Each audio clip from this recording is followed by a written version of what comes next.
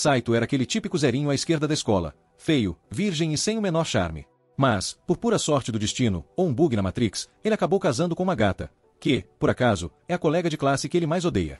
Certa manhã, no corredor da escola, ela o agarra pela gravata e ameaça: se você contar nosso segredinho, eu acabo com você. 4 dias antes, eles tinham se casado. Sim, casado. E a tal gata é ninguém menos que Aka, a menina que adora pegar no pé dele. No dia anterior, ela tinha enchido o saco dele por errar o diário da turma, criticando cada vírgula até ele perder a paciência e mandar ela ir ler um livro. Claro, ela respondeu na lata que estava ocupada demais consertando o péssimo comportamento dele. Nesse momento, Han, o mediador da treta, tentou acalmar os ânimos, pedindo para Akan pegar mais leve. Mas Akan, toda pistola, jogou a culpa em Saito, dizendo que ele desrespeita todo mundo. Han aproveitou e lançou a pergunta que todo mundo queria saber: por que você implica tanto com ele, hein, Akan? Ela, pega de surpresa, negou até o último fio de cabelo e gritou que jamais se apaixonaria por ele, nem se ele fosse o último homem na Terra. Enquanto isso, as brigas entre Akan e Saito continuavam intensas. Após a aula, Saito recebeu uma ligação do avô, que queria um papo sério sobre ele herdar a empresa da família. Saito, zero interesse. Mas o vovô não quis saber e mandou buscar o neto na Mahan, colocando-o num carrão de luxo escoltado por seguranças. No meio do rolê, os seguranças se recusam a contar para onde estão levando Saito e só pedem desculpas pelo jeitão abrupto do chefe. A gente descobre que o grupo Ojo quase faliu durante uma crise econômica braba, mas o avô de Saito, Tenri, com jeitão de vilão de novela, salvou tudo. Como? Mandou embora os executivos ruins e transformou a empresa numa gigante da tecnologia mundial. E olha que o cara tem 60 anos e ainda está tinindo no comando.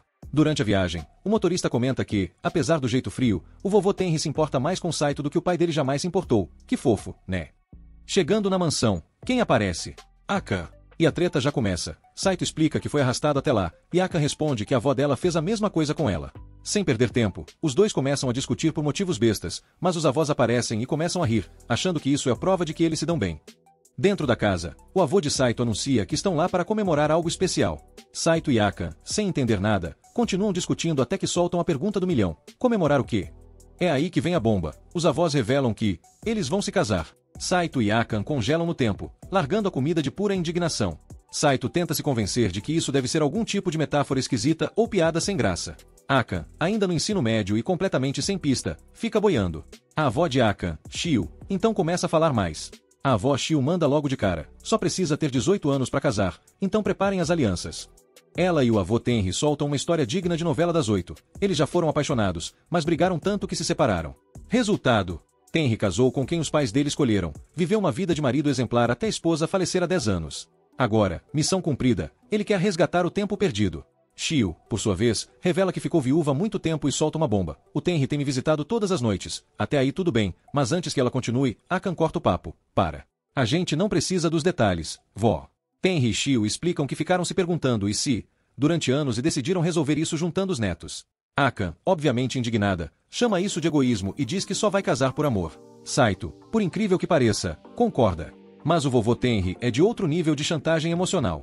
Ele abre a porta do quintal e mostra um cachorro aleatório. Tá vendo esse vira-lata? Se você não casar com a Akan, Saito, eu passo o controle do grupo Ojo pra ele.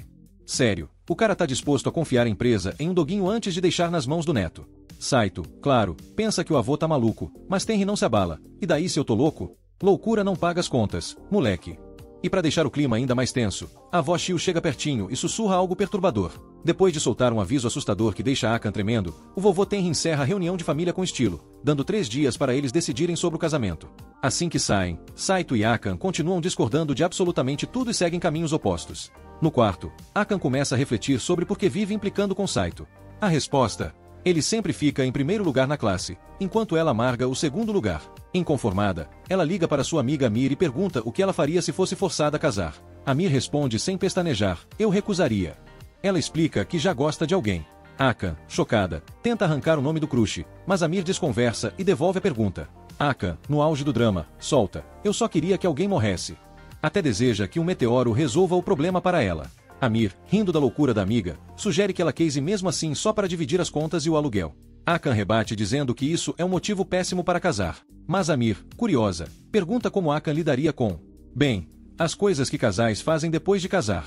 Akan, no auge da lógica, diz que faz sentido para ter herdeiros, mas com um detalhe: ela só considera válido se for para ter 100 bebês.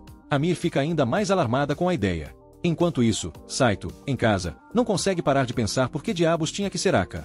Ele tem certeza de que, se casarem, ela nunca vai parar de atormentá-lo. Saito está claramente perturbado, e sua amiga nota a treta. Que foi agora? Ela pergunta. Ele desabafa sobre o plano maluco do avô, que vai entregar a empresa para um cachorro caso ele não case. Ela, com a sabedoria de quem assiste muita novela, solta. Você prefere ser livre ou herdar o Império Hojo? Saito, tentando bancar o esperto, diz que queria os dois. Ela ri e responde, sonha, querido.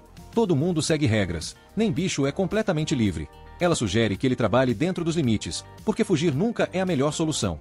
Se ele acabar sem teto, ela promete que vai ficar ao lado dele. Saito se sente um pouco aliviado, mas ela reforça. Eu sei que você precisa dessa empresa para alcançar seus sonhos. Relaxa, não vou atrapalhar. Ele agradece pelo apoio, e a amizade entre os dois parece mais sólida do que nunca. No dia seguinte, ele tenta puxar assunto com Aka na escola, mas ela tá com o humor de quem não tomou café. 3 dias depois, chega o momento de decisão. Com olhares determinados, eles anunciam juntos, vamos casar. Ambos ficam chocados com a decisão do outro. Aka, sempre sincera, deixa claro, mas não se anima, eu não te amo nem um pouco. Mesmo assim, Saito comunica ao avô que eles vão cuidar da papelada e organizar o casamento. Depois da faculdade, Tena dá o golpe final, revela que tudo já está arranjado. Casa nova, registro de casamento, tá tudo pronto. Os dois são levados para o que seria seu ninho de amor já mobiliado, sem chance de desistir. Aka, desesperada, implora a avó para não deixá-la lá, mas é claro que o casal é deixado sozinho. Assim que entram, Saito tranca a porta. Akan já parte pro ataque. Tá me prendendo aqui, seu maluco? Ele, calmo, responde que a porta tranca por dentro também. Ela, obviamente, ignora e sai bufando enquanto começam a explorar a casa e desfazer as malas. Eles descobrem um banheiro aconchegante com uma jacuzzi romântica, que deixa Saito até sem graça, e um escritório tranquilo que ele acha perfeito. Mas a paz dura pouco. Akan solta um grito, e Saito corre para ver o que aconteceu. Ela, nervosa, aponta, só tem uma cama. Saito, em pânico, liga para o avô, que solta com a maior tranquilidade. Vocês são um casal, claro que só tem uma cama. E lembrem-se da regra número 1, nada de dormir no sofá ou no chão. Akan protesta, mas a avó ainda incentiva. Aproveite e fique pertinho dele, querida. Depois de desligar, Saito começa a se perguntar se não tem câmeras na casa espionando tudo. Akan, furiosa, interrompe e o acusa de estar com ideias inapropriadas. Ele nega, mas ela pega um lápis, pronta para se defender caso seja necessário. Akan está convicta de que todo cara nessas situações tem pensamentos indecentes.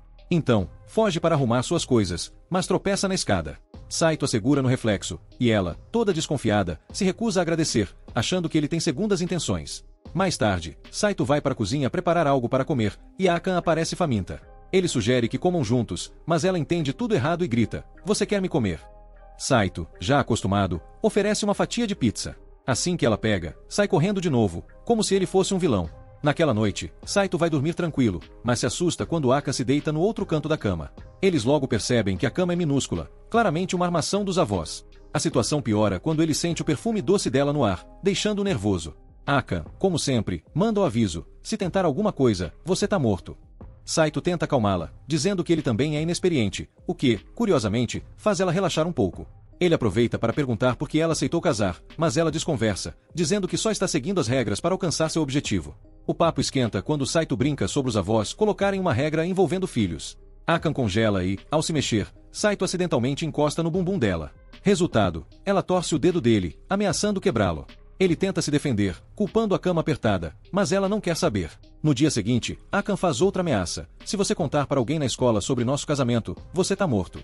Ela até sugere colocar uma bomba nele que explodiria caso ele revelasse algo. Saito, obviamente estressado, aceita. E assim começa o caos dessa vida de casados na escola. Depois de uma conversa casual, Shi chega perto de Street e comenta sobre o cheirinho de shampoo fresco dele, perguntando onde ele passou a noite. Street tenta se esquivar, mas Shi não deixa barato e diz que também sente um perfume feminino. Para completar, ela morde o pescoço dele, normal, né? E solta que já sabe dos planos do vovô. Ele se casou secretamente com uma tal de Connie e até já sabe o endereço deles. Sega puxa Shi para uma conversa particular, mas ela deixa claro que não está comprometida a guardar esse segredinho. Inclusive, joga na cara que ele nem pediu permissão para se casar antes. Sem dar chance para desculpas, ela exige algo em troca do silêncio, mas ainda não decidiu o que. Só deixou claro que agora tem o controle do jogo. Mais tarde, na aula, a Anne reclama de S como sempre. As briguinhas deles são tão frequentes que os outros acham que formam um casal influencer engraçadinho. Amri comenta esse rumor, mas um Canon grita que não é casado, enquanto Street pensa, se soubessem que na real somos. Em casa, a situação só fica mais estranha. Akami pergunta por que a geladeira está cheia de caixinhas de suco. Street, todo sério, explica que é suco concentrado de vegetais, cheio de vitaminas para mantê-los saudáveis. Akami olha para ele como se fosse um solta. Que ideia mais ridícula. Street tenta justificar seu estilo de vida saudável, mostrando a Akami uma despensa lotada de miojo. Ela grita de horror como se tivesse visto um fantasma. Depois de se acalmar, ela pergunta onde estão as proteínas. Street, todo confiante, fala que os shakes de proteína cuidam disso. Mas quando ele prepara o resultado parece algo saído de um filme de terror. Kami recusa provar, dizendo que aquilo é o cúmulo da artificialidade e que ele está obcecado por esse estilo de vida bizarro. Preocupada que ele possa se prejudicar, Kami decide ensinar Street a cozinhar de verdade. Ela prepara uma refeição com carinho, convencida de que ele vai amar e elogiar seu talento. Só que Seda, vendo ela rir de forma suspeita enquanto arruma a mesa, fica paranoico achando que ela vai envenená-lo. Mesmo assim, a Annie garante que está tudo seguro, e Street confia nela. Ele dá uma mordida e é transportado para a infância. Imagina um flashback com música emocionante. Quando ela pergunta o que achou, ele solta. Um prato caseiro mediano. Kami, ofendidíssima, tenta arrancar o prato dele, mas Street se recusa. Na briga para decidir quem tem razão, ele acaba devorando tudo sozinho. Moral da história. Comida caseira vence qualquer discussão. A Annie fica furiosa com Street e jura fazê-lo pagar para sempre. Tentando extravasar sua frustração, ela parte para cima dele com tapas, mas ele só acha graça. No dia seguinte, ao tentar acordá-lo, Street a puxa para a cama depois de sonhar com Cheese, deixando a Annie totalmente sem graça. Ela rapidamente o coloca de pé e, já na cozinha, começa a reclamar da bagunça que ele deixou. Street, com a maior cara de pau, sugere usar pratos limpos e afirma que só vai lavar louça quando a pilha alcançar o teto. A Annie quase explode, principalmente quando ele diz que lixo só deve ser jogado fora uma vez por mês.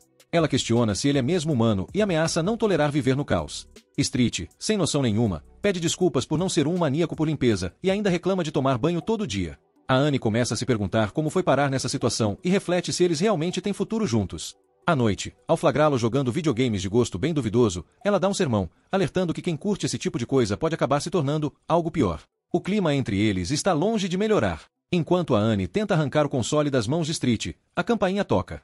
Ela larga o videogame de repente, fazendo Street perder o equilíbrio, cair no chão e, sem querer, desligar o console. Drama, caos e provavelmente um jogo não salvo. Pouco depois, a Annie avisa que o pacote entregue era apenas os pertences de Center. Ele pega a encomenda e, depois do trabalho, resolve ir ao banheiro para se preparar mentalmente para o dia seguinte. Mas ao entrar, surpresa! A Connie está dormindo na banheira. Street, assustado, sai para dar privacidade a ela, mas fica preocupado por ela não reagir. Ele volta e confirma que ela está apenas cochilando. Porém, ao tentar movê-la, ela cai em cima dele. Como se não fosse embaraçoso o suficiente, Connie acorda, se dá conta da situação e imediatamente acha que Street é um pervertido. Tentando explicar, Street fica sem palavras quando ela pergunta se ele viu a parte de baixo. O silêncio só aumenta a raiva dela. Mais tarde, Connie, já mais calma, convence a si mesma de que deve ter adormecido de cansaço e que a explicação dele talvez faça sentido. Ainda assim, ela tenta conversar com ele sobre o ocorrido, mas Street, cansado do dia maluco, corta o assunto dizendo que vai dormir, deixando Connie mais irritada do que nunca. Na manhã seguinte, Connie, ainda chateada, se joga nos braços de H e confessa que está com dificuldades em se dar bem com alguém e quer consertar as coisas. H, com aquela cara de quem já sabe o que está rolando, suspeita que seja o Street, mas Connie nega rápido, jurando que nunca faria nada com ele. Frustrada, Connie admite que está no seu limite e pode explodir se continuarem brigando.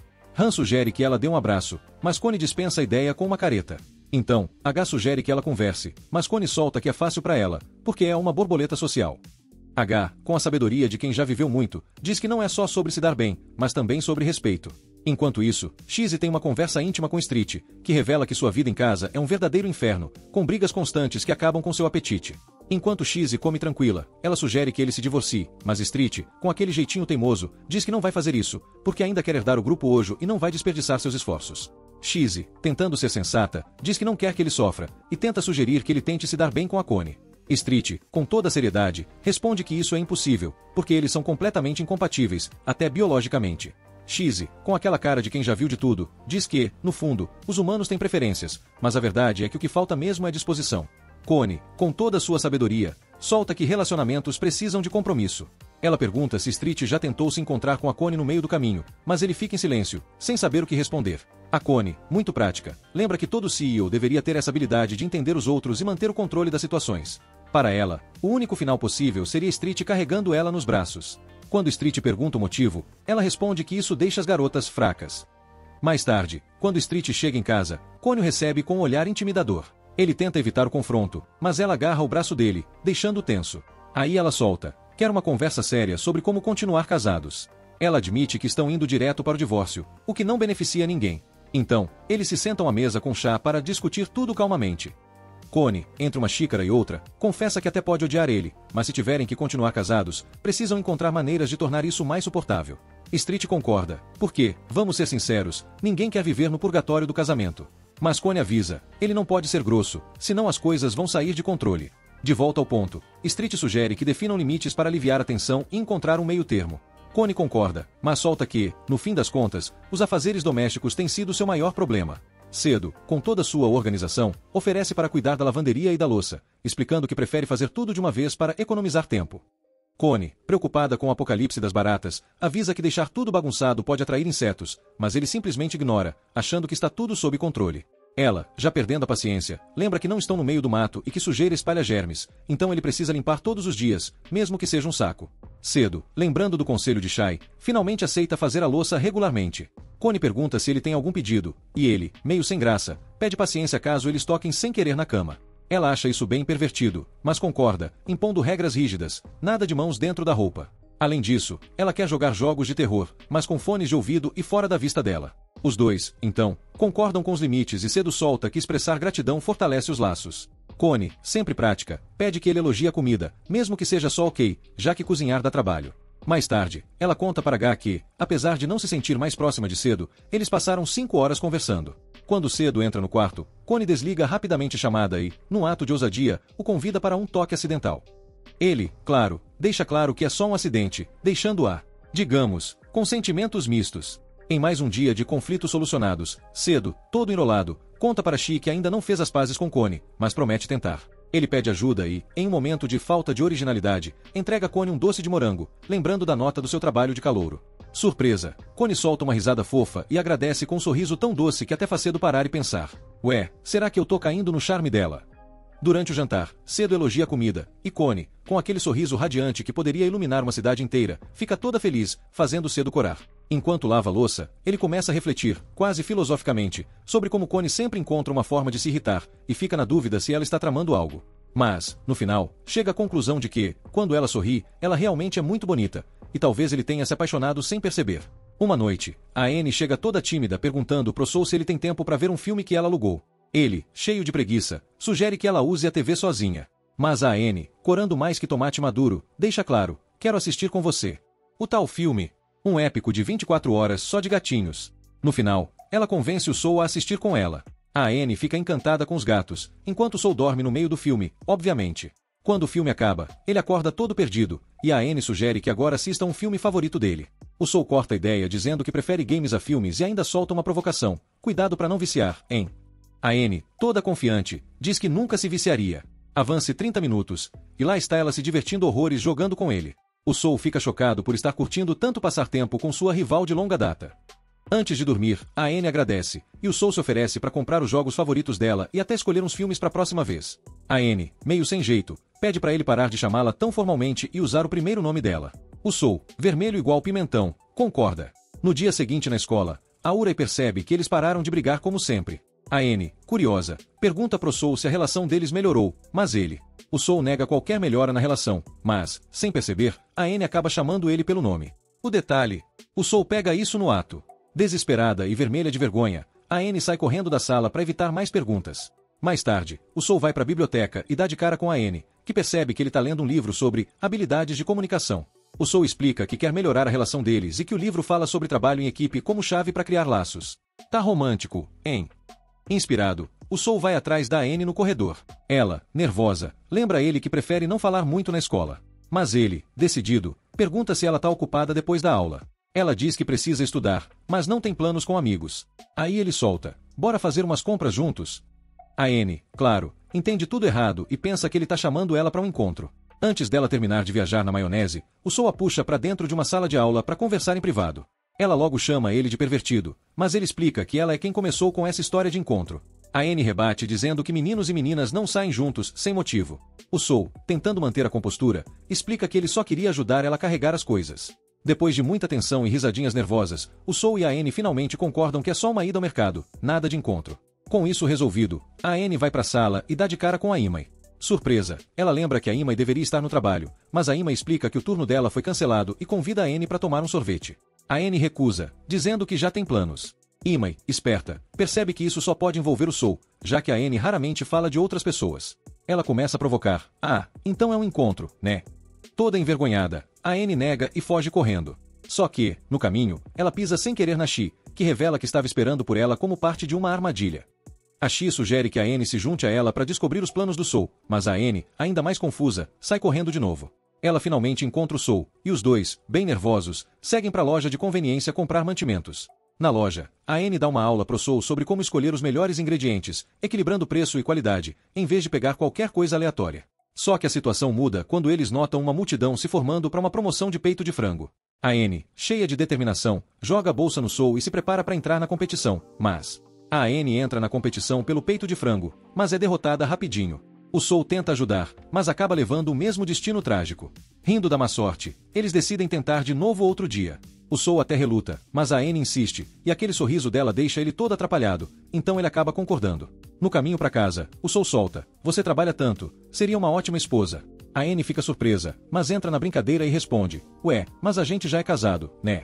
Naquela noite, a Anne acorda e encontra o Soul se inclinando para perto dela. Tá tentando alguma coisa, ela acusa, mas ele explica que foi ela quem abraçou ele primeiro. A Anne, claro, nega e exige uma explicação. Encalacrado, o Soul admite que achou ela adorável dormindo e não resistiu a cutucar a bochecha dela. Ele pede desculpas, deixando a Anne toda nervosa, mas ela, curiosa, pergunta, adorável quanto? O Soul, sem saída, confessa que quase perdeu a cabeça, e, para surpresa dele, isso a deixa feliz. Ela até deixa ele assistir ela dormir, por um tempo. Resultado: nenhum dos dois dorme direito de tanto nervosismo. Na manhã seguinte, eles trocam cumprimentos amigáveis, mas a Anne queima a torrada, algo bem fora do comum. O Soul percebe que ela tá meio esquisita e ainda nota que ele nem tá pronto pra aula. Mais tarde, enquanto compartilham uma refeição na loja, a Imai aparece.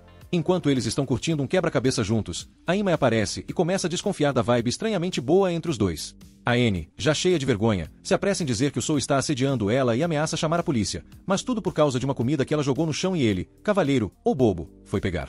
Claro, Soul nega tudo e eles acabam discutindo como de costume, mas com um leve toque de vergonha e, digamos, fofura. Em casa, o Soul vê a Anne estudando e manda. Pra que tanto esforço se é só um quiz? Ela lembra que ele tirou nota perfeita na última vez. O Soul, todo convencido, explica que nunca estuda porque decora tudo na aula. Ah, claro, gênio. A Anne, irritada, expulsa ele do quarto e ainda taca um bichinho de pelúcia nele. Mais tarde, o Soul bate na porta dela com um lanchinho da madrugada, um sanduíche de morango. A Anne, desconfiada das intenções, experimenta e, surpresa, tá uma delícia. Aquilo dá a energia que ela precisava para virar a noite estudando. No dia seguinte, o Soul aparece com mais comida, mas quando chegam na escola, a Anne cai dura no corredor por falta de sono. A Imai dá um sermão básico. Amiga, estudar é importante, mas não se matar, né? A Anne, totalmente exausta e meio fora da casinha, de repente ativa o modo Super Saiyajin e declara com uma aura poderosa que vai conquistar a maior nota da turma, mesmo que precise estudar até se acabar. Imai, prática como sempre, dá aquele toque de realidade. Amiga, saúde primeiro, e além disso, você nunca vai passar o Soul mesmo. Mas a Anne, com fogo nos olhos, promete superá-lo nem que leve séculos. Imai só ri e solta uma. Tá bom, mas se formarem logo e você não superar ele, vai seguir o Soul pra faculdade. A Anne, toda vermelha, nega rápido. Como assim? Isso seria tipo, gostar dele. Mais tarde, enquanto a Anne tenta se afogar nos livros, Soul aparece de novo com um lanchinho, o verdadeiro chefe da madrugada, e percebe que ela apagou de cansaço na mesa.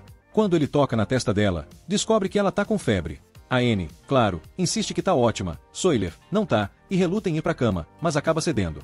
Soul, mostrando um lado inesperadamente fofo, ajuda a Anne a se sentir melhor, limpando o rosto dela com um pano molhado. Quando ela tenta voltar a estudar, ele dá uma bronca, descansa, doida. Mas a Anne, com aquela determinação maluca, insiste que precisa continuar para alcançar o sonho de se tornar. A Anne revela o grande sonho dela, virar médica, salvar vidas e manter todo mundo saudável. O problema? Os pais dela bancam a ideia, mas com a condição da avó de que ela se case com o Soul.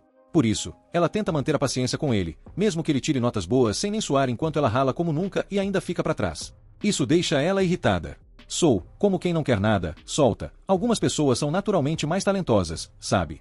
A Anne vira uma fera e responde, odeio quando você diz essas coisas. Mas logo depois, no momento de fraqueza, admite que sempre o admirou. Soul fica chocado, e quando a ficha dela cai, ela já emenda, esquece isso agora, com a cara pegando fogo de vergonha. Pouco tempo depois, o Sol percebe que a febre da Anne tá piorando e decide chamar uma ambulância. A Anne, teimosa como sempre, rejeita a ideia. Ambulância é pra quem tá morrendo. Não posso viver com isso na consciência. Sem conseguir um táxi, o Sol resolve carregar ela nos braços como se fosse o herói de um drama coreano. Enquanto corre em direção ao hospital, a Anne, surpresa com a força dele, percebe que ele se importa muito mais do que aparenta. Enquanto corre com a Anne nos braços, Sol reflete: casei com alguém que não suporto. Mas vai que esse casamento tem um final feliz? Já recuperada do resfriado, a Anne o cumprimenta calorosamente no dia seguinte, e os dois voltam ao típico bate-boca divertido. Durante a conversa, Sol não perde a chance de provocá-la sobre ter admitido que o admira, deixando ela vermelha como um tomate. Na escola, H parabeniza Sol por mais uma nota perfeita no teste, mas não perde a chance de chamá-lo de lerdão e ainda faz uma brincadeira se aproximando demais, só pra rir da reação dele. A Anne, cheia de ciúmes, entra na cena e solta timidamente: ei, não fica tão amigável assim com outras garotas. Você tem uma esposa, sabia? Sol fica sem palavras, porque, do nada, começa a pensar: peraí, minha esposa é a mais fofa de todas. Na manhã seguinte, Sato sai correndo para a aula, mas Akane o chama para parar. Ele finge não ouvir, achando que ela vai começar a falar japonês de novo, mas, na verdade, ela só quer entregar a marmita que ele esqueceu em casa. Achando que foi de propósito porque odeia a comida dela, Akane o obriga a comer tudo, já que passou um tempão preparando. No intervalo, quando Sato está prestes a aproveitar o almoço, X aparece exigindo metade da comida. Ele recusa, lembrando que ela comeu um banquete no café da manhã, mas ela rebate com a clássica: homens nunca entenderão os desejos de uma mulher. A discussão escala, e Shizi, espertinha, usa sua aparência para virar a turma toda contra Sato. No final, ele cede e aceita dividir, mas aí chega outra bomba. H chega apontando que Sato e Akane têm marmitas idênticas. A classe inteira começa a surtar com fofocas de que Akane faz comida para ele todas as noites. Eles tentam negar, mas alguém solta: vocês sempre agiram como um casal casado. No meio do caos, Shizi simplesmente devora o almoço inteiro do Sato e, quando ele reclama, ela só responde: tava eliminando as evidências pro seu bem. Ah, claro, super nobre da parte dela. Depois, ela ainda pergunta como estão as coisas em casa e se ele anda recebendo aquele carinho especial à noite. O cara mal tem tempo de processar a pergunta antes de Urei pular na frente dele para dar um oi. Ele avisa que ela precisa tomar cuidado, mas ela responde toda confiante: relaxa, você sempre me pega. No caminho para a sala, ela pergunta se Akane realmente fez a comida dele. Sato explica que ela só copiou a dele, o que deixa Urei toda animada quando descobre que eles não estão namorando. Ela sai saltitante, enquanto Chais, de longe, percebe que a expressão de Sato muda sempre que ela está por perto. À noite, Akane e Sato estão na cama, calma, dormindo, quando Akane ouve um barulho na casa e começa a gritar achando que é um fantasma. Sato acorda, olha, vira pro lado e volta a dormir. Akane, indignada, fica se perguntando como foi que acabou nesse relacionamento unilateral. Akane se recusa a deixar Sato dormir e fica tagarelando até ele ceder e ir verificar a casa. Enquanto ele dá uma olhada, ela se agarra nele pedindo, desesperada, para não ser abandonada. No dia seguinte, Sato está estudando quando Akane entra em pânico, dizendo que ouviu algo se mexendo na sala. Ele sugere que ela tire uma foto, mas ela recusa, achando que vai ser possuída no processo. Quando ele pergunta por que ela veio até ali, a resposta é óbvia: para te proteger dos fantasmas. Super altruísta, né?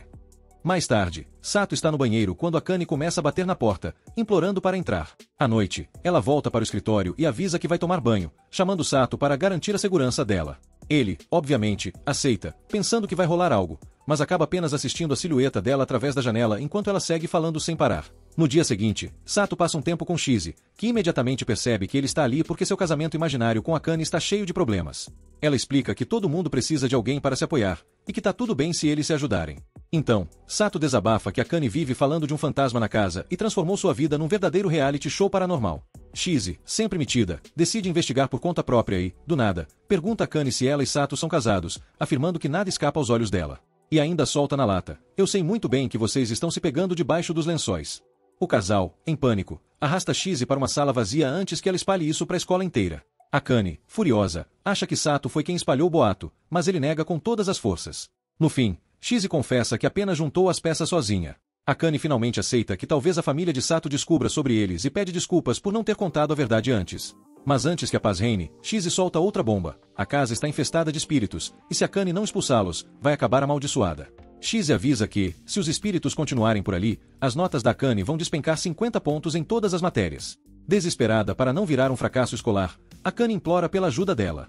Naquela noite, eles levam Shizi para casa, e ela imediatamente sente a presença de espíritos do lado de fora. Akane surta, mas Shizi a tranquiliza, prometendo encontrar e eliminar o encosto. Para investigar, Sato a leva até seu escritório. Mas antes mesmo de começar, Chizzy já o acusa de esconder um estoque de livros tão explícitos que nem o FBI teria coragem de confiscar. Akane, chocada, descobre que o namorado era um colecionador secreto de literatura cultural, mas Sato tenta se defender dizendo que são só romances normais. Sei. A investigação continua, e Chizzy encontra uma peça íntima do Sato. E como se fosse a coisa mais normal do mundo, ela começa a cheirar, comentando que tem cheiro de sabão. Sato, apavorado com a possibilidade de tudo virar um caso de Sweet Home Alabama, arranca a roupa da mão dela antes que a situação piore. Quando Chizzy quer inspecionar o escritório da Akane, a garota bloqueia a passagem e avisa: melhor pular essa parte. Só Deus sabe os horrores que você pode encontrar lá dentro. Então, elas seguem direto para o quarto, onde Akane viu o fantasma pela primeira vez. Depois de muito pensar e analisar cada detalhe, Chizzy chega a uma conclusão brilhante: o fantasma era ela mesma o tempo todo. Acontece que ela já vinha invadindo a casa nos últimos dias, e ouvindo as conversas do casal, percebeu que eles a confundiram com o espírito. Quando perguntam por que ela nunca esclareceu isso antes, Chizzy responde que conseguiu a chave com Tenri, mas preferiu entrar de fininho para não interromper o Seedrum de fazer bebês. Detalhes desnecessários, né? No final, como pagamento por ter resolvido o mistério, Chizzy exige um jantar especial feito por Akane. Depois de ter provado a comida dela na escola, agora declara que Akane é a melhor chefe do universo. A verdade é que a única coisa em que Akane realmente é boa é fazer uma zona na cozinha. Mas, completamente iludida pelos elogios, ela se empolga e prepara um jantar todo elaborado. Durante a refeição, Sato limpa um pouco de comida do rosto dela, e só então Akane percebe que eles estão bem mais próximos do que imaginava. Depois do jantar, Chizzy começa a jogar um game de gato sentada no colo de Sato, mas ele logo percebe que tem algo estranho com ela. Quando pergunta o que é, Chizzy diz que está ótima e ameaça arrancar os dentes dele se insistir no assunto. Nada suspeito, né? Mais tarde, quando Sato decide tomar banho, Chizzy casualmente avisa que vai junto, revelando que eles sempre tomam banho juntos. Akane, que já estava desconfiada dessa amizade, decide que dessa vez cada um toma banho sozinho, porque melhor prevenir do que remediar. Naquela noite, Akane se esgueira para a cama e admite que tinha uma lista inteira de reclamações que não pôde soltar na frente da Chizzy. Sato, que já percebeu que não vai dormir tão cedo, coloca o livro de lado e escuta. Akane diz que está irritada por ele nunca ter contado que comprou o jogo de gatos. Ele explica que ela estava ocupada estudando e não queria atrapalhar, mas Akane rebate que ainda precisa de pausas de vez em quando. Ela também reclama que não foi a primeira a jogar, mas brinca que isso faz parte do plano dela para pegar atalhos e ganhar dele. Isso vira uma provocação divertida entre os dois, e Akane finalmente diz que agora pode dormir tranquila depois de desabafar. Sato então pergunta se era só isso que estava incomodando, e Akane, meio sem jeito, confessa que ficou um pouco enciumada com a proximidade dele e da Chizzy. Mas, antes que o assunto ficasse sério demais, ela muda completamente de tom e avisa para ele tirar as mãos dos bolinhos de arroz dela. Sato, confuso, responde que nem está tocando em nada. Até que, de repente, Chizzy surge do nada entre eles, revelando que estava ali o tempo todo. Com um ar misterioso, ela declara que sempre compartilhou a cama com Sato na casa antiga. Chizzy solta a bomba. Ela e Sato se conhecem desde a infância e sempre dormiram juntos, porque é com ele que ela se sente mais à vontade.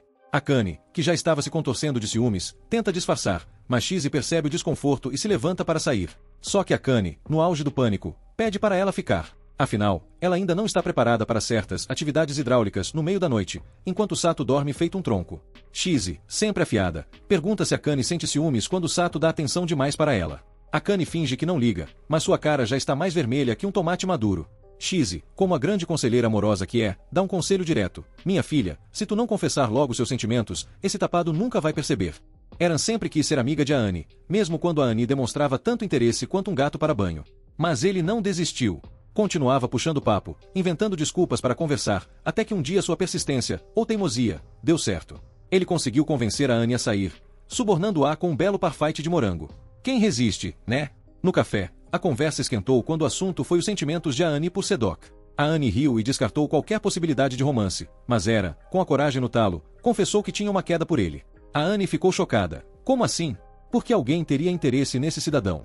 Mas Eren estava determinada a defender sua paixão e começou a listar as qualidades do cara: confiável em crises, atencioso e até gentil quando ninguém espera. A Annie, que estava cética, lembrou de uma vez que Sedok cuidou dela. Talvez o cara não fosse um completo desastre. No fim, a Annie concordou em ajudar Eren a se aproximar dele. O plano: ela deveria anotar tudo o que soubesse sobre Sedok para entender melhor quem ele era. Mas aí bateu um detalhe: apesar de morarem juntos, a Annie percebeu que sabia menos sobre Sedok do que sobre os preços da bolsa de valores. Enquanto isso, Sedok estava em casa, tranquilão lendo um livro, até perceber que a Annie o encarava intensamente com um caderninho na mão. O que estava acontecendo? A bizarrice só piorou. À noite, ela foi flagrada espiando pela janela e, no jantar, começou a gravá-lo com o celular enquanto ele comia. Sentindo que a situação estava saindo do controle, Sedok exigiu uma explicação. E a Annie, sem contexto nenhum, simplesmente perguntou qual era o tipo de garota dele e sua comida favorita. Sedok, sem suspeitar de nada, respondeu que não tinha um tipo específico, mas adorava bife e sushi. A Annie arqueou a sobrancelha. Além de gostar de comida cara, o cara ainda preferia bife mal passado.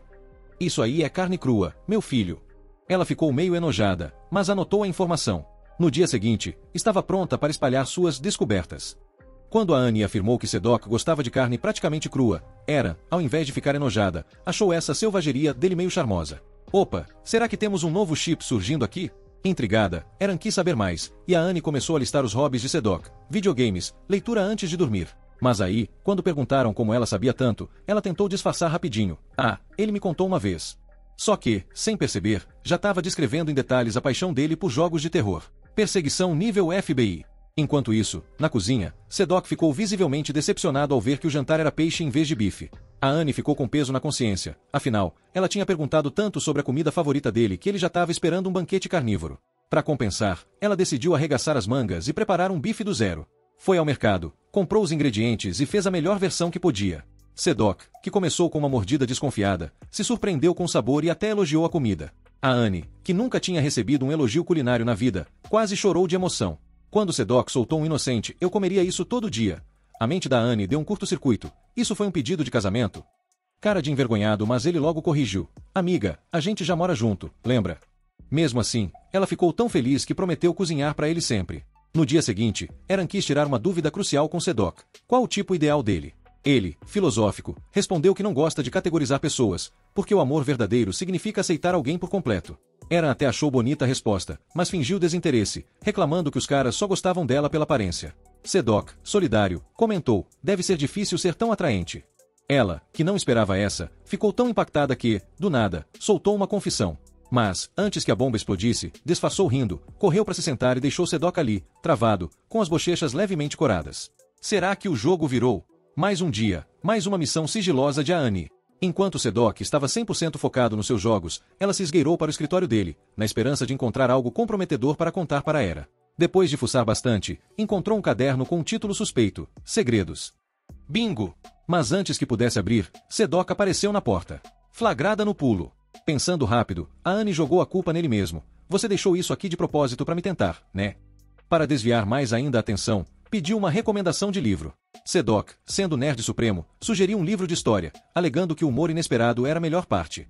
A Annie tentou ler, mas desistiu rapidinho. Era mais complicado que manual de micro-ondas. Ela se desculpou, mas Eran disse que estava tudo certo. Afinal, agora ela tinha um ótimo pretexto para puxar papo com Sedok. Espiando de longe, a Annie sentiu uma pontada estranha. Ciúmes. Imagina! Lá dentro, Sedok e Eran conversavam tranquilamente, e ele até agradeceu por ela impedir que suas brigas com a Annie saíssem do controle. Mas aí Eran soltou a bomba. Na verdade, foi a própria Annie quem recomendou o livro. Sedok franziu a testa, sem entender os motivos dela. Eran então lembrou de quando a Annie a defendeu de uns valentões que implicavam com seu cabelo loiro. Enquanto o mundo julgava, a Annie nunca ligou e ficou do lado dela. Sedok, do nada, elogiou o cabelo de Eran, o que fez ela sorrir, lembrando que a Annie já tinha dito a mesma coisa antes e que isso a ajudou a superar o bullying. Lá fora, Shizzy resolveu botar lenha na fogueira e provocou: vocês formam um casal fofo, hein? Afinal, você gosta dele desde o primeiro ano, né? Eran ficou pensativa. Será que a Annie desaprovaria? Mas, sejamos honestos, talvez Sedok combinasse mais com ela. Mais tarde, Eran abraçou a Annie animadíssima. Agora ela podia falar com Sedok sempre. Como agradecimento, prometeu fazer tortinhas de morango e até sugeriu um bate-papo na casa de Annie. Mas aí a empolgação de Annie murchou. Pera, casa, e... Ela lembrou que não morava mais onde costumava e, sem graça, soltou um: ah, eu moro, num barril cortado ao meio. Eran ficou olhando com cara de quem não comprou essa desculpa nem por um segundo. Algo de errado não está certo. A Annie já tinha se gabado da casa dela antes, mas agora estava prestes a passar vergonha. Quando Eran avisou que ia visitar, a Annie ficou em pânico e mandou Sedok se esconder. Ele, tranquilo, só pediu para ela enrolar um pouco. Mas antes que ela conseguisse terminar de esconder as coisas, a campainha tocou. Sem tempo para nada, Sedok se jogou na sala, e a Annie abriu a porta tentando parecer natural. Na cozinha, papo vai, papo vem, e Eran solta: posso sair com Sedok? A Annie congelou na hora. O quê? Ela ficou tão confusa que achou por um momento que Eran gostava de Sed. Mas Eran logo explicou: se fosse verdade, ela recuaria. A Annie, apavorada, negou tudo, mas Sedok escutou a conversa e, opa, um aperto no coração. No dia seguinte, Eran tomou coragem e chamou Sedok para sair. E ele aceitou. Lá fora, Shizzy cutucou a Annie: certeza que tá de boa com isso? Até porque tecnicamente ele tá traindo você. A Anne tentou se convencer de que era o melhor, afinal, o casamento deles era só no papel. Mas, naquela noite, Sedok mencionou o convite de Era e perguntou se a Anne estava bem com isso. Ela, mordida de ciúmes, fingiu que não ligava e soltou, que se dane. Nosso casamento foi forçado mesmo. No dia seguinte, enquanto Sedok se arrumava para sair, ele perguntou de novo se a Anne estava bem com aquilo. Ela tentou disfarçar, mas, no impulso, parou ele com um abraço e confessou, tá bom. Eu tô com ciúmes e não quero te ver com outra. Sedok sorriu, revelou que tinha recusado o encontro e sugeriu compensar isso com um dia de compras. E para selar a paz, comprou anéis combinando para ela. A Anne ficou toda corada, mas pegou na mão dele e saíram juntos. Enquanto isso, Era, mesmo tendo sido rejeitada, continuava otimista, nada abala minha persistência. Foi assim que conquistei a amizade da Anne, e vai ser assim que conquisto o Sedok. Mas a Anne, que estava ouvindo de canto, interrompeu, peraí, antes de qualquer coisa, você precisa da minha aprovação. Eu decido quem ele pode namorar. E, ao ver a cena de longe, ela jurou para si mesma, eu não vou perder ele para ninguém. Han preparou um almoço caprichado para Sed, cheio de carne crua e alho, um verdadeiro banquete de vampiro. Ela toda animada diz que é o favorito dele, mas Sega recusa, dizendo que trouxe sua própria comida. A teimosia de Han entra em ação, e seus colegas entram na pressão coletiva para ele provar. Sem escapatória, Sega cede. O plot twist. A carne, apesar de parecer crua, está bem cozida e deliciosa. Quando ele tenta se alimentar sozinho, Han não deixa e insiste em dar na boca dele, o que o faz se sentir um filhote de passarinho. A situação fica ainda mais caótica quando Urey brinca que está com ciúmes, e Kanana, do nada, já parte para a defensiva. Sega, confuso, decide alimentar Kanana também, deixando todo mundo sem entender mais nada. Depois da aula, Han elogia Sega como o aluno mais inteligente e admite que está sofrendo com matemática. Ela pede para ele ser seu tutor, e apesar de hesitante, ele aceita. Empolgada, convida ele para estudar em casa, já que seus pais não estarão lá. Sega, que claramente já passou por experiências traumáticas, desconfia, mas ela insiste que vai fazer ele se apaixonar por ela. Enquanto isso, Kanana, que estava de butuca na conversa, fica pistola e interrompe, avisando Mary que, se algo acontecer, talvez ela tenha que casar com Sega. Mary apenas ri e sugere que estudem todos juntos. De repente, Shi aparece do além e lembra a todos que Han tem ficado só em terceiro lugar nas notas. Ela sugere que os gênios se unam para ajudá-la a melhorar. O grupo então parte para a casa de um conde, para estudar, mas ensinar Han é um desafio.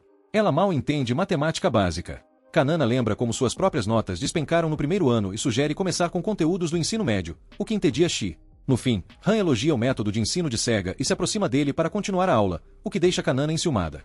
Para desviar o foco, ela sugere um jogo de memória, jurando que vai vencer.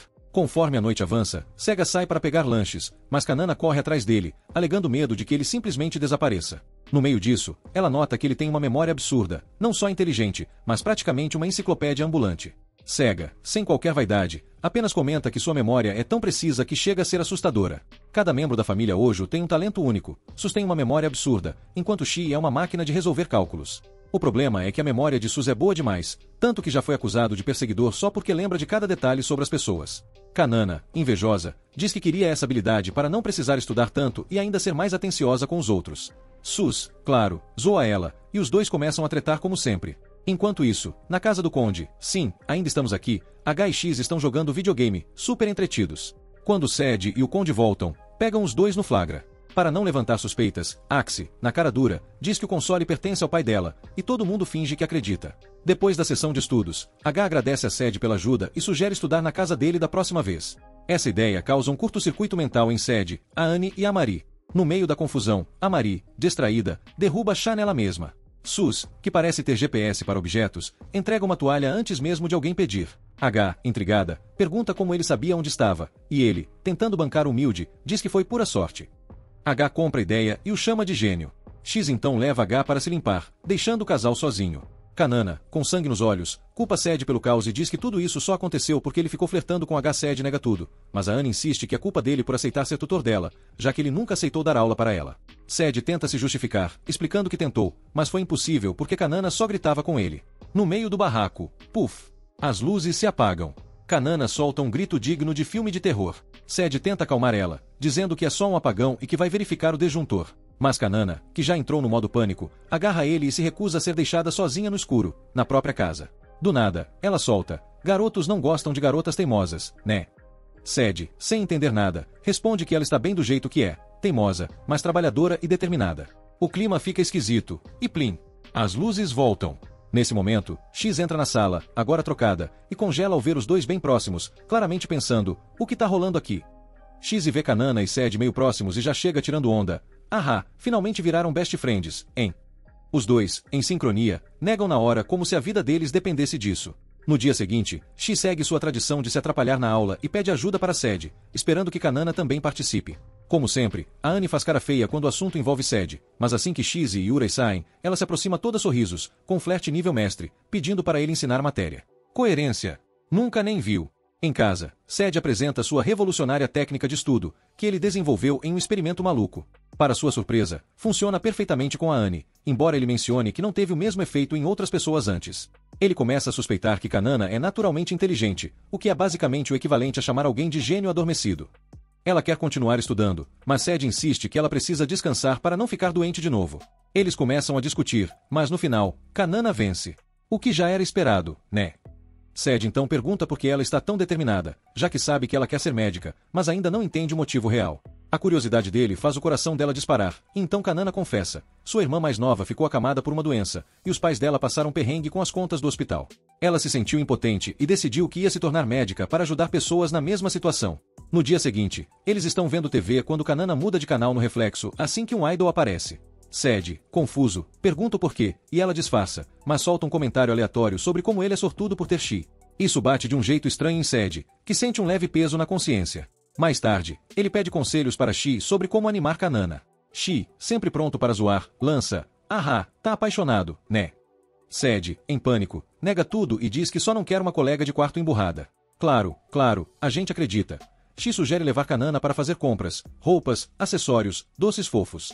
Sed, que nunca pensou na garota como alguém feminina, fica meio. Enquanto X já solta, aproveita e treina chamar ela para sair.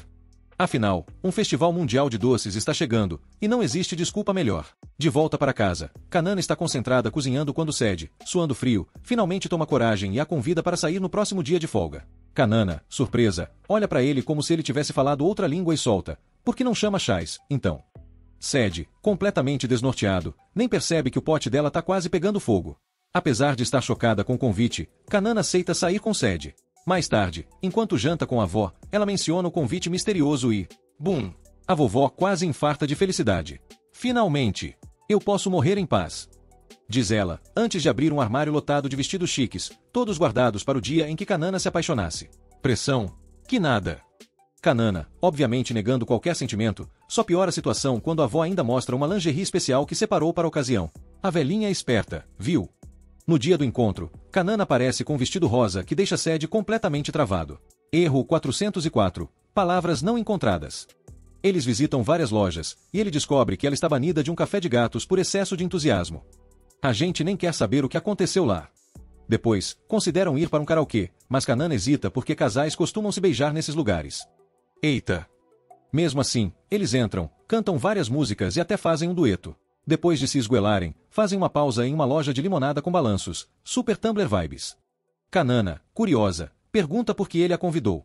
Sed confessa que se sentiu culpado por fazê-la lembrar da irmã e queria animá-la. Kanana, emocionada, responde que ele pode levá-la para qualquer lugar que quiser. Opa! Será que alguém tá começando a ceder? Então, para melhorar o clima romântico, Sed decide levá-la para uma loja de suplementos. Esse garoto tem o dom de estragar momentos. Lá, ele prova absolutamente tudo, até mesmo pó de proteína sem água, deixando Kanana em choque total.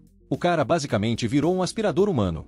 No caminho de volta, Kanana vê um anel bonito numa vitrine e para admirar. Sed sugere que ela compre, mas ela solta um amigo: "Sou estudante, não milionária." Mais tarde, enquanto andam, Kanana agradece pelo dia, dizendo que se sente muito melhor. Sed fica admirando o sorriso dela e pensa que gostaria de vê-lo mais vezes. Enquanto isso, uma memória de infância dela ressurge, sua mãe cozinhando enquanto usava um anel. Kanana perguntou se aquilo não atrapalhava, mas a mãe explicou que o anel simbolizava o amor do pai, uma promessa de que estariam sempre juntos. Então a mãe disse: "Um dia, quando encontrar alguém especial, você vai entender." Kanana, parada na rua, olha para Sed. Será que ela finalmente começou a entender? No dia seguinte, a Anne já voltou à sua programação normal de implicar com tudo que o Seda faz. Ele até queria que a paz durasse mais tempo, mas aí lembra do preço absurdo de um dos anéis que ela viu ontem e tem uma ideia. Na escola, Seda pergunta se pode visitar a casa da X. Ela fica curiosa com o motivo, mas ele só diz que faz tempo que não passam tempo juntos. Animada, ela grita pelo Liu e partem para a missão. Só tem um detalhe: a Ruse dirige como se estivesse fugindo da polícia. Seda pede para ela pegar leve, mas a única coisa que ela conhece é velocidade. Depois do rally, eles chegam na mansão da X. Ela nem perde tempo e começa a trocar de roupa ali mesmo. Seda, desesperado, pede para ela se trocar em outro lugar, mas ela prefere a ajuda dele. E assim, contra sua própria vontade, ele acaba ajudando. Roupas trocadas, é hora de brincar. X sugere Vampiros, um jogo no qual ela tenta prendê-lo e sugar seu sangue. Seda começa a pensar se isso é mesmo um jogo ou só um plano maligno. No meio da bagunça, a tia dele aparece, e como ela adora o sobrinho tanto quanto a X, já convida ele para jantar e dormir lá. Ele recusa porque precisa voltar para casa, afinal, a contabilidade está esperando. Mas antes de ir, ele pede um emprego de meio período na empresa da tia. Ela estranha, já que ele podia simplesmente pedir dinheiro para o avô, mas Seda insiste que quer ganhar por conta própria. Curiosa, ela pergunta o motivo. Quando descobre que é para comprar um presente, tanto a X quanto a mãe dela entendem para quem é. X, claro, se sente traída, achando que ele só brincou com ela para chegar na mãe dela. Seda tenta explicar que não, mas o estrago já foi feito. Enquanto isso, a mãe da X também não gosta nada da ideia de Seda trabalhar, dizendo que isso não combina com o herdeiro Hojo, ainda mais depois de terem empurrado um casamento forçado nele. No fundo, ele suspeita que ela só quer que ele case com a X no lugar de outra pessoa.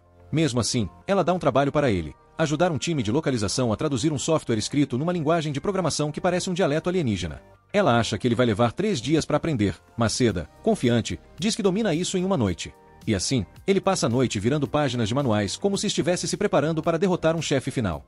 Seda absorve o novo idioma em tempo recorde, como se fosse um robô programado para aprender tudo instantaneamente. A Anne invade o quarto, chocada ao vê-lo estudando.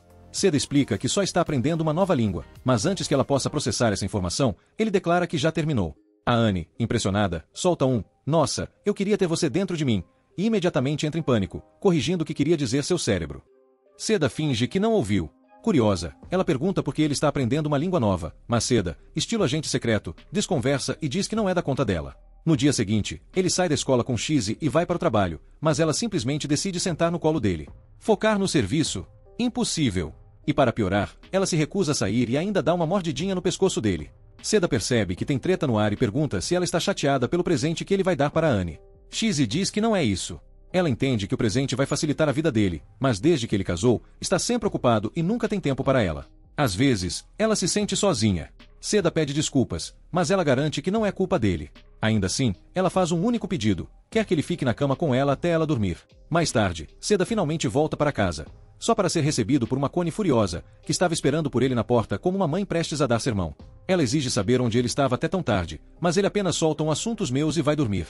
Porém, a Si tem um olfato de detetive e sente um perfume feminino nele. Suspeita ativada. No dia seguinte, ela confidencia isso para a avó, mencionando que Seda tem chegado tarde e pulado o jantar. A avó, com toda a sabedoria de quem já viu muito romance acontecer, diz que, sendo ele bonito, é óbvio que deve ter garotas interessadas. A Anne confirma que uma menina gosta dele, mas como eles são só amigos, sei, ela teria percebido se eles estivessem passando tempo juntos. A avó dá um conselho certeiro: talvez seja a hora dela ser honesta consigo mesma sobre o que sente. No outro dia, uma garota aparece chorando para Anne e revela que Seda a rejeitou, de novo. A Anne tenta confortar a garota rejeitada, mas, de repente, sente um déjà vu. O perfume que ela sentiu no Seda na noite anterior está em outra pessoa, X. Treta detectada. Enquanto isso, Seda fica fora até tarde de novo, deixando a Anne sozinha no jantar. Tentando ignorar os sentimentos que começam a brotar, ela se lembra das palavras da avó e admite para si mesma: quero Seda por perto. Ela pega o celular, determinada a mandar mensagem, só para perceber que ela nem tem o número dele. Gênio! Pensando rápido, ela recorre ao método mais antigo do mundo, a lista telefônica. A Anne encontra o número da casa de X e liga. A empregada atende e confirma que Seda está lá. Antes que ela possa dizer algo, a própria mãe da X pega o telefone. A Anne fica nervosa e diz que só precisa falar com ele rapidinho, mas a mulher solta ele está ocupado, e esse casamento nem faz sentido mesmo, e desliga na cara dela. Vixe! Enquanto isso, Seda termina o trabalho e encontra a mãe da X, que já verificou que a tradução dele está impecável. Óbvio, né? O cara praticamente virou bilingue em uma noite. Sem enrolação, ela paga o trabalho e o leva direto a uma joalheria. O plano: comprar o anel que a Anne tanto queria. Quando Seda finalmente chega em casa, é recebido por uma Anne furiosa, com nível de raiva acima do limite permitido. Ela explode: se gosta tanto da X, por que não casou com ela? Seda tenta acalmar os ânimos, dizendo que eles só são amigos, mas a Anne não quer saber e sai pisando forte. Antes que ela vá embora, Seda segura e mostra um anel. O mesmo que ela viu na joalheria. Ele explica que passou os últimos dias traduzindo para a mãe da X para poder comprá-lo. A Anne fica tão surpresa que trava, mas depois de um tempo, agradece meio sem jeito e sai correndo, deixando Seda na dúvida se fez besteira. Na manhã seguinte, ele a encontra admirando o anel toda feliz. Quando pergunta se ele vai ficar saindo até tarde de novo, ele responde que já acabou. Animada, ela promete fazer um jantar especial para ele. Seda desbloqueou o nível. Marido aprovado. Durante o dia todo, a Anne não para de olhar para o anel. Ela tá brilhando mais que lâmpada nova. Na hora do jantar, ela prepara um banquete, bife chique e super elaborado. Seda, emocionado, devora tudo, só que ela pode ter exagerado na dose. Ele come cada pedacinho para não magoar a chefe de cozinha apaixonada. Resultado, ele acorda no dia seguinte se sentindo um peru de Natal. Mas aí vem o problema. Ele percebe que a Anne tá usando o anel na escola e, antes que alguém veja, puxa ela pro canto como se fosse uma missão secreta. Ela fica sem entender nada, mas ele explica. Se os colegas virem, vão encher o saco com perguntas. A Anne concorda e decide guardar o anel na bolsa, usando só em casa. E é aí que o caos começa. Quando chega em casa e vai pegar o anel, ele sumiu. A Anne entra em pânico. Ela revira a bolsa, volta pra escola refazendo os passos, mas nada. Desesperada, ela até considera aceitar um trabalho suspeito de modelo para comprar outro, mas não seria a mesma coisa. O anel representa o amor do Seda. Ela precisa achar. No dia seguinte, ela vasculha o mercado, nada.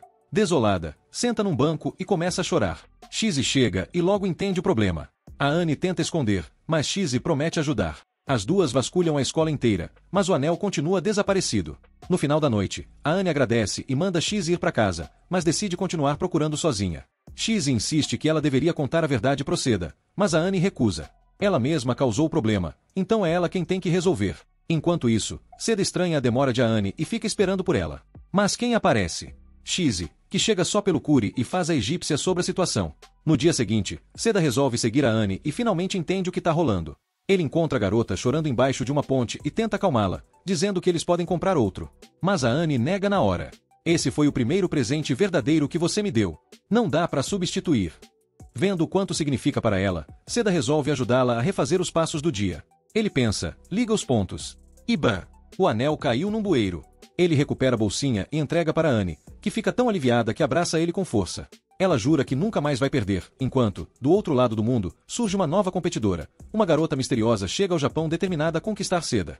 Na manhã seguinte, Seda tá de boa sentado no banco da escola quando, do nada, aparece Malho, uma garota com quem ele nunca trocou uma palavra. Confuso, ele já solta um quem é você e o que você quer, enquanto tenta puxar da memória de onde conhece essa criatura. Ele lembra vagamente de já ter visto ela por aí, mas não faz ideia de quem seja. Malho, claramente vivendo em um anime shoujo na cabeça dela, fica arrasada porque ele não a reconhece. Mas sem perder tempo, manda logo um eu gosto de você. Namora comigo. Seda, que não estava esperando por essa nem no pior pesadelo, só consegue travar e pensar, quem é essa doida e por que ela sabe tanto sobre mim? A situação fica ainda mais bizarra quando Malho revela que sabe sobre ele ter rejeitado Imai e que ele mora com Akane. Stalker alert. Ele pergunta como ela sabe de tudo isso, mas ela só ignora e insiste no namoro. Quando ele recusa, ela joga sujo. Se não namorar comigo, conto pra todo mundo que você é casado com Akane. Seda acha que é zoeira, mas Malho começa a gritar no meio da escola, obrigando ele a tampar a boca dela. Aí a maluca tenta roubar um beijo. Antes que a situação vire um caos completo, Chase aparece do nada e dá um bicudo voador na Malho, prometendo proteger Seda. Mas Chase vacila por um segundo, e Malho aproveita para mudar de alvo. Agora ela quer sequestrar Chi, que aparentemente é fofo bastante para ser adotada por ela. Seda, obviamente, nega na hora, mas Malho ignora completamente e tá prestes a levar Chi embora quando o sinal da escola toca. Malho sai correndo para arrumar as coisas, deixando Seda finalmente respirar em paz. Mas Chase, que tem faro pra encrenca, já avisa, essa garota é problema, cuidado. Seda volta pra sala para pegar as coisas e vê que Chi, Akane e H já foram embora. Ele acha que vai ter um pouco de paz, mas essa esperança dura exatos 2 segundos, porque Malho aparece de novo. Os outros garotos da escola ficam morrendo de inveja porque mais uma garota tá falando com Seda, e ele é forçado a fugir com Malho antes que a galera comece a soltar teorias malucas. A sós, ele pergunta por que ela escolheu logo ele. Malho manda um amor à primeira vista, mas Seda duvida, achando que não é tudo isso. Malho, claro, discorda e, do nada, se joga da grade da escada, obrigando Seda a segurá-la. Ele briga com ela por ser tão irresponsável, mas ela só sorri e diz, a vida é muito curta para não fazer loucuras. Malho, cheia de filosofia de boteco, diz que a vida é curta demais para jogar seguro, então por isso já soltou a declaração de amor logo de cara. Seda, que nunca sentiu nem cócegas no coração por alguém, não consegue se identificar. Ela então pergunta se ele tem sentimentos pela Akane, já que os dois moram juntos. Seda explica que não é questão de gostar, é só que ele não teve escolha. Malho, como boa agente do caos, sugere, então por que você não tenta gostar dela? E já puxa um encontro romântico forçado. Seda recusa na hora, mas quando ela pede só um tour pela cidade porque é nova por ali, ele cede. O passeio leva os dois direto para um McDonald's genérico, onde Malho pede um cheeseburger do tamanho da própria cabeça e devora tudo em segundos. Seda, chocado com o talento gastronômico dela, tenta não julgar, mas percebe que ele próprio também é viciado em besteira. Malho comenta que a irmã sempre dá bronca nela por isso, mas que sabe que é por preocupação. De repente, ela vê um restinho de molho no dedo de Seda e, sem aviso nenhum, dá uma lambida no dedo dele. Seda entra em modo erro 404, mas o pior vem depois. Malho tira uma foto no meio da lambida. Seda, apavorado, exige que ela apague a foto. Mas Malho, sendo Malho, foge correndo com o celular. Ele sai em disparada atrás dela e finalmente alcança quando ela para recuperar o fôlego. Sem saída, ela apaga a foto. Aliviado, Seda sugere voltar pro centro comercial. Malho fica surpresa por ele ainda querer sair com ela depois de tudo, mas Seda explica que ele nem estava bravo, só não queria virar meme com aquela foto. Malho comenta que ouviu ele e Akane discutindo várias vezes e acha que os dois só não se dão bem. Seda não pode negar, porque né, é exatamente isso. Aí vem a pergunta do milhão, por que você não termina com ela? Mas Seda diz que isso não é uma opção. Mais tarde, depois de mostrar a cidade para Malho, Seda diz que vai para casa. Mas aí Malho decide dar um plot twist, ela quer dormir na casa dele. Seda, já esperando encrenca, recusa na hora. Só que Malho, como sempre, joga sujo. Se você não deixar, eu conto pra todo mundo que você é casado com Akane. Sem opções, Seda aceita. Quando chegam na casa, Akane abre a porta já pronta pra dar uma bronca nele por estar atrasado, mas no segundo que vê Malho ali do lado dele, ela congela. Plim! Plot twist, Malho é a irmã da Akane. Seda entra em choque, e Akane também fica surpresa por Malho nunca ter mencionado isso. Malho pula no pescoço da irmã, toda emocionada, dizendo que faz séculos que não se veem, mas logo começa a forçar a barra, deixando Akane desconfortável e a obrigando a afastá-la.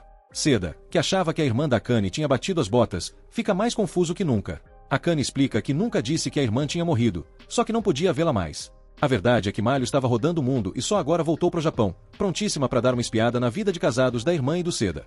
Malho vai direto pro quarto e, ao ver a cama de casal, já começa com as suposições. Vocês dormem juntinhos toda noite.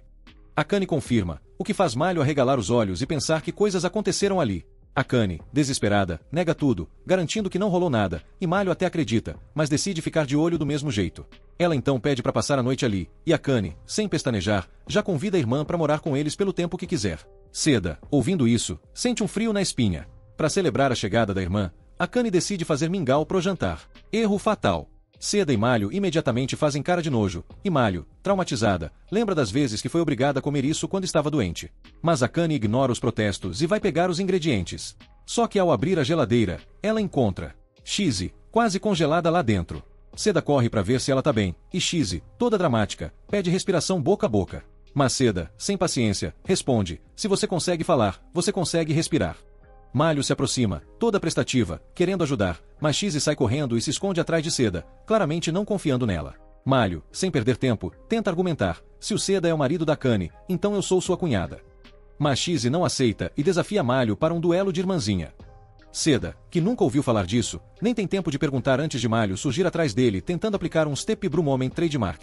Seda, nada impressionado, dá nota 0 para a atuação dela. Então Shizi mostra como se faz, finge um desmaio, acionando o instinto protetor de Seda, que a pega no colo como se fosse uma joia rara. Ponto para Shizi. Mesmo assim, Akane insiste que Malho ainda é a melhor irmãzinha. Mais tarde, Akane e Malho vão para o quarto. Malho chegando e já começa a provocar. Por que você não avisou que vinha? Akane pergunta. Ela dá um sorrisinho e responde. Queria fazer surpresa. E nada melhor do que aparecer agarrada no seu marido, né? Akane, claramente nervosa, já sente que vem bomba por aí. E vem mesmo. Malho solta. Aliás, tenho uma ideia. Que tal eu me casar com Seda no seu lugar? Akane quase engasga. Malho continua, toda convencida. Seria ótimo. Vovó sempre quis isso, e eu ainda posso convencer ela a pagar sua faculdade sem precisar desse casamento forçado. Akane, chocada, retruca. Pelo amor de Deus, Malho, você não aguentaria o Seda. Ele é arrogante, egocêntrico e insuportável. Malho, sem perder o ritmo. E daí? Ele é bonito, gosta de fast food e de videogame. Já você odeia tudo isso. Eu e ele combinamos mais. Akane tenta argumentar, mas você tem certeza? Não é melhor casar com alguém que você ama de verdade? Malho, sem nem piscar, ué, mas eu gosto dele. Nem conheço direito, mas ele é gato, e isso já é motivo suficiente. Ela puxa uma foto deles dois juntos, como se fosse prova de que já tem um relacionamento consolidado. Corta para a cena do Seda tomando banho, tentando relaxar um pouco depois de um dia caótico, até que Malho invade o banheiro sem aviso. Seda surta. Sai daqui, sua maluca. Mas Malho nem liga e já pula dentro da banheira. Relaxa, é só um banho entre amigos. Aliás, já pensou em casar comigo? Nossos avós querem, e você pode fazer o que quiser comigo. Seda entra em modo de pane. Ele tenta resistir, mas Malho insiste, dizendo que tá falando sério. Depois dessa experiência traumática, Seda sai do banheiro parecendo que acabou de voltar da guerra. Akane, preocupada, pergunta o que houve. Ele suspira e responde: Malho, essa garota suga a alma de qualquer um. Akane, ao invés de sentir pena, só dá um sorriso e fala: bom, pelo menos ela tá feliz. Quando era criança, vivia doente, então é bom ver ela assim cheia de energia. Mas no fundo, Akane tá pensativa. Quando Seda vai pra cama, ela solta uma pergunta bombástica. Você, já pensou em terminar comigo? Seda desperta na hora, como se tivesse levado um choque elétrico. Que é? Akane não consegue nem explicar direito, mas já jogou a dúvida no ar. E agora, como isso vai acabar? Olhos. Já se inscreve que já batemos 2.000 inscritos.